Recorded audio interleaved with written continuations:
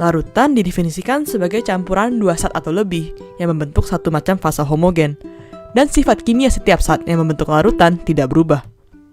Fase homogen artinya tidak ada kecenderungan zat-zat dalam larutan terkonsentrasi pada bagian-bagian tertentu, melainkan menyebar secara merata di seluruh campuran. Sifat kimia zat dalam larutan tetap, tetapi sifat fisikanya bisa berubah.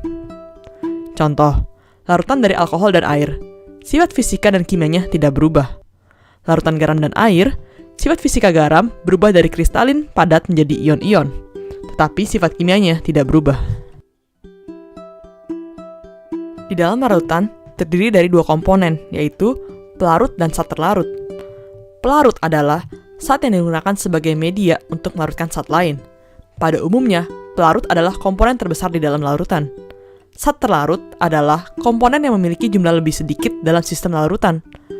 Pelarut memiliki struktur sifat fisika yang tidak berubah, melainkan zat terlarut bisa berubah.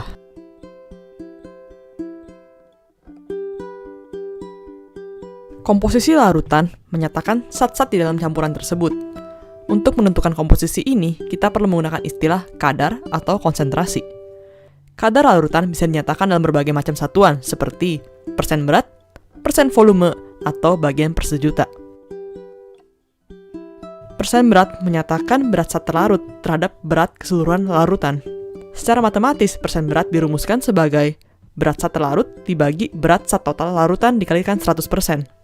Contohnya, dalam suatu larutan logam, emas sebanyak 300 gram dan perak 200 gram dilarutkan dalam pelarut seberat 1900 gram. Berapa persen berat emas? Total berat larutan adalah 2400 gram. Maka persen berat emas adalah 300 dibagi 2400 kali 100% sama dengan 12,5%. Persen volume menyatakan fraksi volume zat terlarut terhadap total volume larutan. Secara matematis, ini dirumuskan dengan volume zat terlarut dibagi volume zat total larutan dikalikan 100%. Contohnya, 10 ml alkohol dilarutkan dalam 100 ml air. Persen volume alkohol adalah 10 dibagi total volume 110 ml dikalikan 100% sama dengan 9,09%.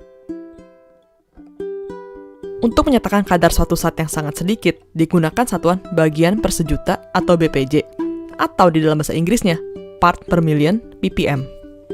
BPJ suatu zat dirumuskan, kadar zat terlarut dibagi kadar pelarut dikali 10⁻⁶ BPJ. Kadar ini bisa berupa berat atau volume, asalkan keduanya memiliki satuan yang sama. Contohnya, air kolam renang sebanyak 100 liter memiliki kaporit sebanyak 75 mg. Berapa kadar kaporitnya?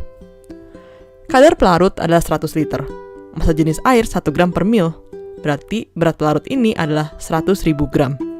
Berat kaporit adalah 75 mg atau 0,075 gram. Maka kadar kaporitnya itu 0,075 dibagi 100.000 kali 10⁻⁶ sama dengan 0,75 BPJ.